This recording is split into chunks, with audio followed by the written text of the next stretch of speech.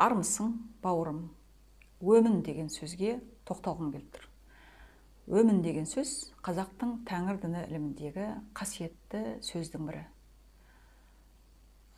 Жақсы бір бата, ниет, тілек, лебіз білдірген кезде соңында өмін деп аяқтайсың.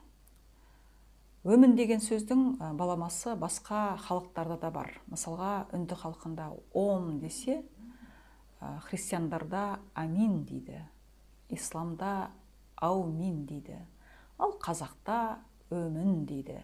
Тәңір діні ұстанушылар өмін деп айтады. Өмін деген сөздің мағынасы қандай? Өмін деген сөз өміндім, елжіредім, сұрадым, бар ниетімді арнадым деген мағына білдіреді. Өмін. Біреулер айтады, қандай айырмасы бар? Өмінде, ауминде ешқандай айырмасы жоқ деп. Немесе өмін деген сөздің мағынасы не деп сұрап жатады. Айырмасы бар. Тәңір діні ілімінде әумин деген сөз бетті сипау, ол жоқ болды деген мағына білдіреді. Мәселен, естеріңізде болар, бұрында менің жоғалтып алған нәрсесін іздеген кезде сұрайды ғой.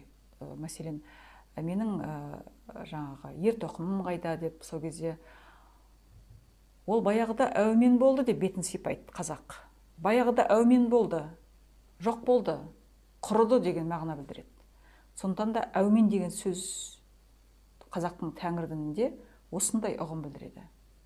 Ал жақсылықты айтқан кезде, Құдайға өзіңнің тілеуіңді, қалауыңды білдірген кезде міндетті түрде оң жақ алақаныңды кеудеңе қойып, өмін деп аяқтаймыз. Өмін. Немесе сұқ саусағыңды кеудеге тақап өмін деп айтады. Міне осындай өмін мен әумин сөзінің айырмасы бар. Егер де ата-бабаның бейітіне бара қалсаң, онда да өмін деп айтқан дұрыс.